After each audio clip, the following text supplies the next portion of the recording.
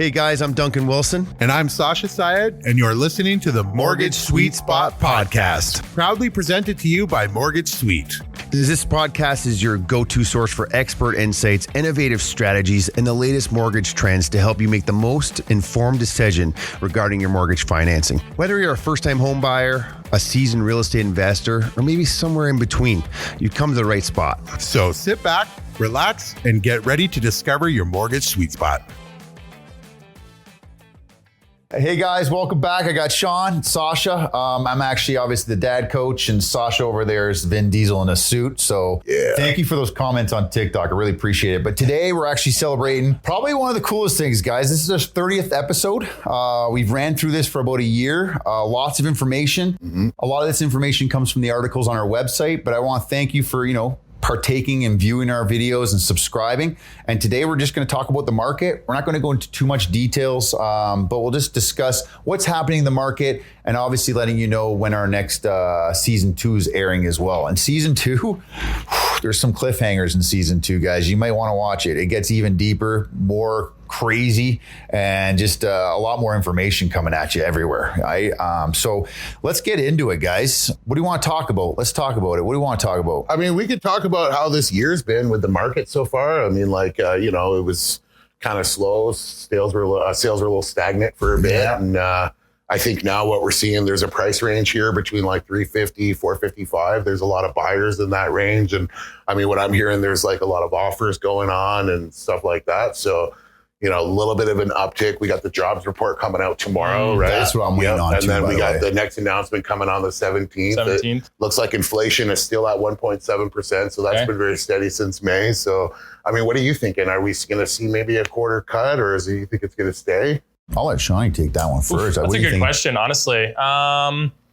Trying to think about if there's going to be a quarter cut. I know that a lot of news is coming out of the US where they're looking at like a housing shortage and they're looking at declaring like a state of housing emergency. Yeah. So I think that it is possible that they encourage a rate cut, especially in Canada's market right now. I think that's because we follow the states a lot. We're very dependent on the states just due to the size of the US market, the size of the US economy. And I think that Canada as a smaller economy takes a lot of lessons and a lot of signals, I guess, coming from the U.S.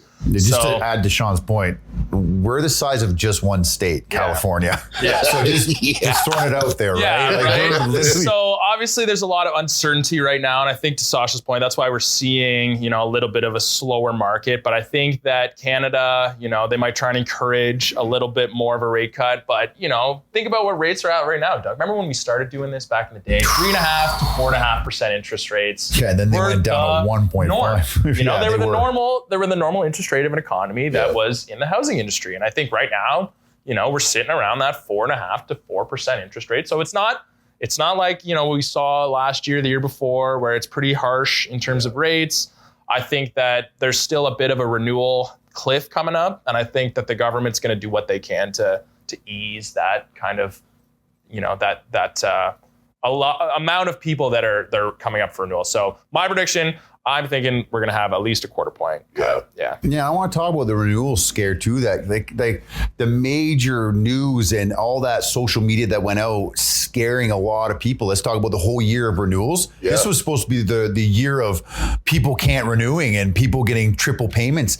Not really the way it happened, eh? No, but what I've been seeing with a lot of my renewals coming up this year, because I had quite a bit now that I'm in my 4th going at 5th year. So a lot of people are paying debts off. Instead of just switching for a lower rate and trying to get a lower payment, we got a lot of debts getting paid.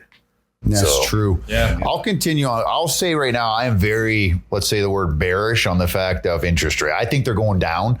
The reason why is that they did a job report, I believe it was a month and a half ago, where they said there was more jobs. And no joke, you could have went to a different platform with a different news directive, and they're saying that no jobs were created and that the job creation report was wrong. I think tariffs are coming into play. I think tariffs are causing the Canadian economy. I was reading some articles on it. It's ripping our economy apart right now, and I believe the struggle there is the Canadian economy will look at it saying, okay, we're struggling. If they don't have enough jobs being created, I do believe you're going to see a quarter point, maybe even 50 points drop, which is on the overnight rate, guys, as you can see. Now, we got to remember this. I want to throw this out to you guys. And I know you guys are obviously a lot of knowledgeable people out there, but when we see a quarter point drop, we don't see that in the mortgage rate right away, guys. It usually takes about 2 to 3 months. 2 months. Like it could be 2 to 3 weeks to 2 months, depending on the competitive nature. But that's where it trickles down into the market where your 5-year fixed rates get affected. So just remember that too. Everybody always jumps when the quarter point drops if you're in a variable. It makes sense. The next day, you have this lower rate on your variable. But when it comes to a 5-year fix, it's a little different. So I think we're in for a lower rate, back down to below maybe 4%, which would be awesome. You know what's crazy too is that when we've, over the past few years, I don't know if you guys have noticed this, but we'll see as we get closer to that announcement date, lenders will either price it up or price it down. Yes. Right? They're kind of predicting a change on their side. Yes. So, recently I haven't seen rates dropping too much. What we saw recently, though, was a big shift back to 3-year rates. Yes. You know what I mean? Yeah, so that 3-year rates are three-year good rate, right now. I remember a couple of years ago, 3 years were killing the 5-year because everybody's worried about the longer term end of the yield curve. So the yield curve is how we kind of calculate bond rates, which is how we calculate mortgage rates. So it's showing that there's a lower yield on the lower end, the 3-year part of the yield bonds versus the 5-year. So there's enough give to lower that amount. It's you want to kind of get that gap a little bit smaller between the 3 and a 5-year for an overall healthy bond.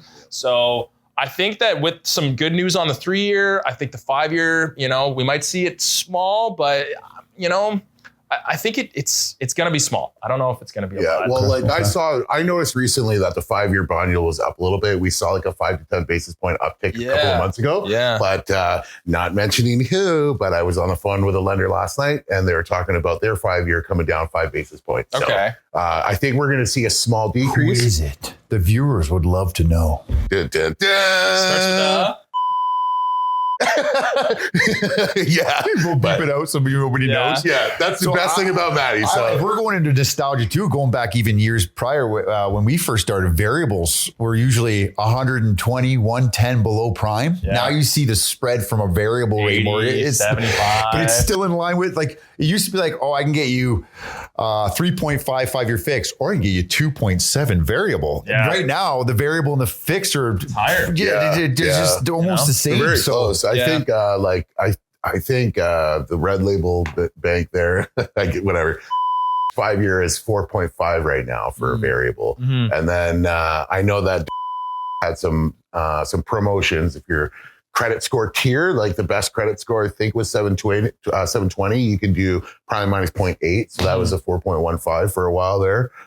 They did bump it up a little bit 2 weeks ago. What's crazy though, all that stuff you're saying, you're not a broker. You don't really even know any of that stuff. It's true, right? Like if I'm a borrower, I'm thinking, what do I do? You're telling me this company's got a good 5-year fix. This company's got a good 3-year. We got a good variable rate over here. These guys have a promo. It's like, what is the average borrower able to do if they don't have all that information already ready? They Not even that. You just talk about everything that's on social media right in front of them, giving them confusion.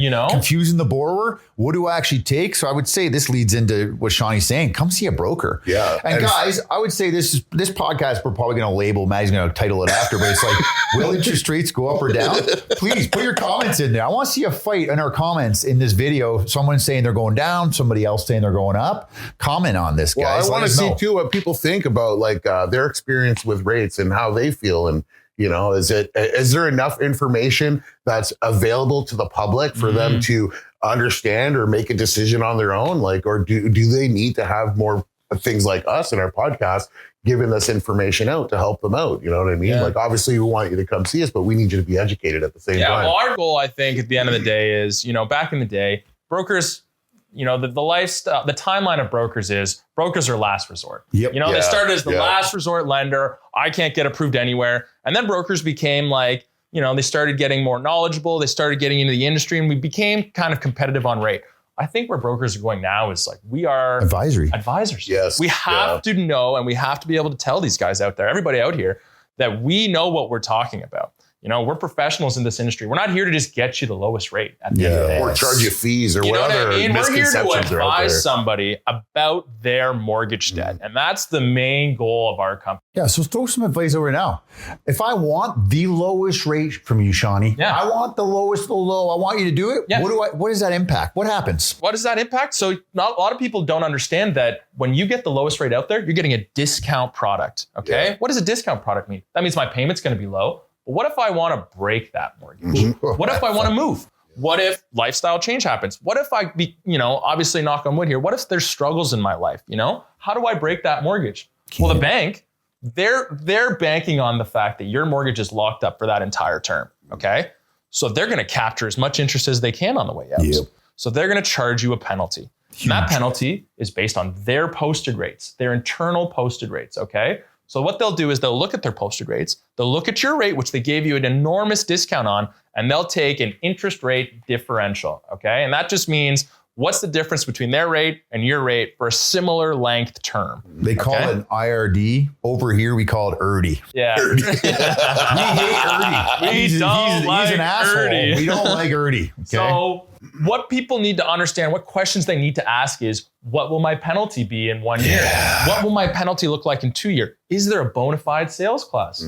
What's a bona fide sales clause, boys? You guys, you know what I mean? What's a quick example of a bona fide sales clause? Yeah, bona fide sales clause is like, you agree to go on this discounted rate, but you cannot break that term. Like you are kind of locked in, no ifs, ands, or buts. I mean, unless you sell it to a family member, purchase. Unless you fully sell the fulfilled property. offer to purchase with no conditions. Got to be a bona fide sale of that property. Is there something about the family member in there? Like it can't be sold to a family member, right? It has to be sold to the public, right? It has to be on the market, and that's the only way out of it. Yeah. So bona fide sale clause, if you ever see that word, I mean, for some borrowers, don't get me wrong, it makes sense. Right. But for a lot of borrowers, we've seen it where we can't get them out, guys. Like we've seen it where another broker has not discussed this, or another mortgage agent hasn't discussed this with their borrower, and we're at the back end getting them 2 years, 3 years later. So I would say when Shawn talks about this advisory role, a broker, we're brokers, guys. We're mortgage brokers. So if you ask me a question, I'm either giving you the answer, or I'm going to say, as your advisor, let me find you that answer. Yeah. Yes. I can never say, well, that's up to you. Talk to your lawyer about that. Oh, you should talk to your dad. He has a mortgage before. You should go talk to him. No, it should be something that we should give you advice on. So there's just a lot more happening. Mortgages were very, very easy. Simple. Yeah. 5 years ago, they used now to be simple. It's more of a conversation, right? Yeah. Maddie, I think, is telling us to speed it up. Yeah, Maddie's saying to let's go. Yeah. But either way, this is the end of the season. We're just trying to throw some information out at you. I mean, there's lots and lots and lots to learn. And the cool thing about this industry is it's forever changing. So we're always learning new things as well. So don't ever stop watching. Keep on a calling and share this all with your friends, because there's lots of good stuff for you guys to learn. And we're just going to keep throwing this at you. So stay tuned for season 2. Awesome. Yes. Good job, everybody. Comment, subscribe. See you next season, Let's guys. go. Smash that like button, share it, subscribe. Go. Good work, guys. Ladies and gentlemen borrowers, thanks for tuning in to the Mortgage Sweet Spot. If you have any suggestions for upcoming episodes or questions for our hosts, me and Sasha, throw them in the comments below. And if you enjoyed the podcast, please subscribe to our channel on your preferred platform. We're available on Spotify, Apple Podcasts, or you can check us out on YouTube. Once again, thank you for tuning in, and we'll see you on the next one.